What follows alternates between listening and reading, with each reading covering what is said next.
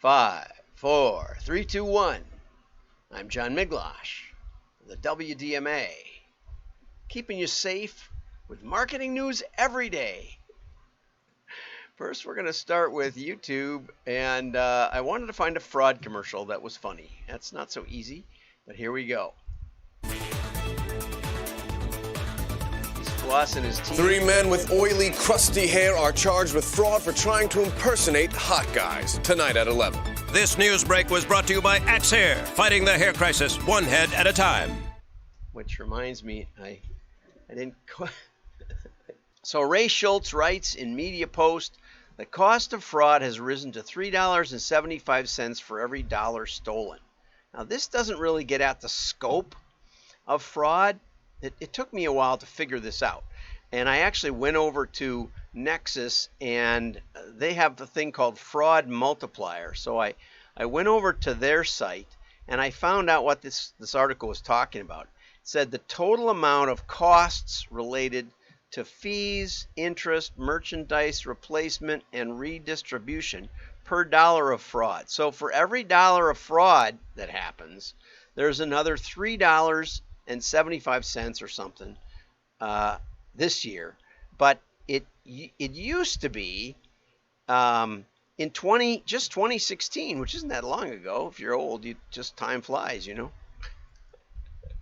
Like yesterday, $2.40. So it's up about 50% just since 2016, and these are the additional costs. So whatever your fraud is, whatever where you absolutely lost the money and lost the merchandise and whatever, then it costs you another. Let's go back up here. Another $3.75. It took me a while to figure out this thing, and so and it was $2.87 in early 2020. Yeah, so it's gone up a lot. And if you don't have customer experience operations mixed in with fraud prevention, in other words, you're catching the bots a little bit on the front end or the fraud, so that as they visit your site, you start spotting them. If you don't have that, then it's $4.24, so that's a lot. Never mind the total fraud, which is however many dollars that you lost to fraud on its own. And the findings show, and this is the part I wanted to make clear, the findings show a dismaying rise in fraud itself. Okay, and this is where half the retailers have fraud prevention in place. Okay, what's the easiest way to prevent all that fraud?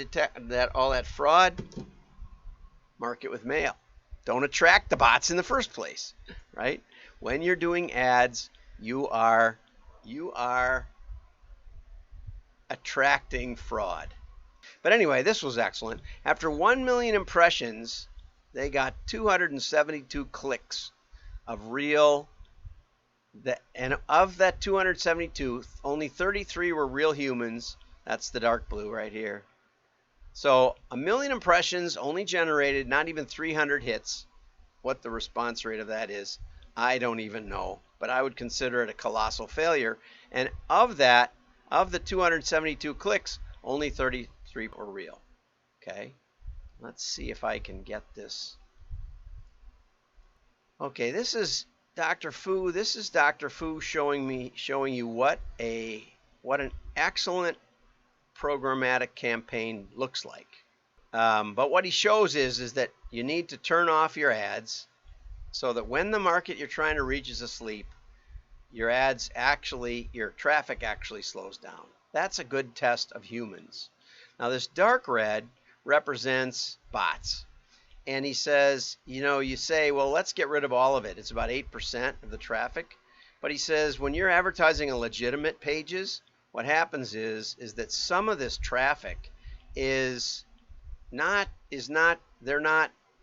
the sites are not paying for the bots to come to inflate the traffic, but they're actually just coming to steal content and other things. So they've got a different issue.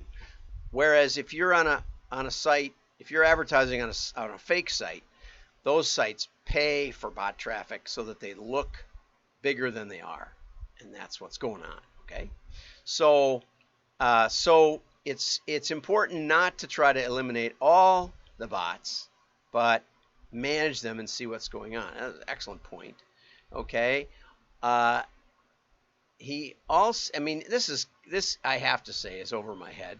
He looks at the fingerprints of the bots and where they're coming from, um, and his company does all this, analyzes your traffic, and he says that a lot of the bot traffic is in the single digits, and that means that it's probably it could be real. And if you eliminate bots that have a high, you can set what he calls the F caps. Here's the F caps right here.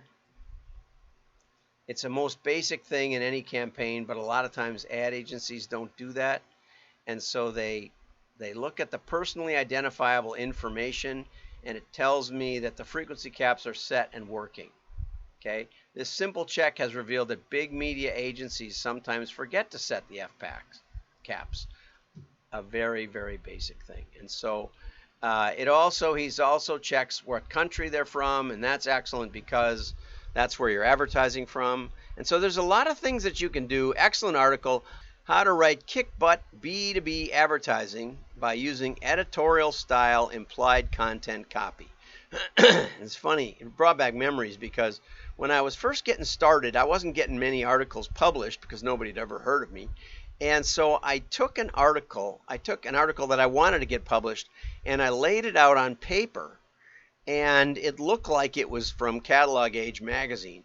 And I handed it out at a conference, at a DMA conference or something that I went to. And after one of the talks, it had my picture in it and everything. It looked just like Catalog Age. I copied the editorial style.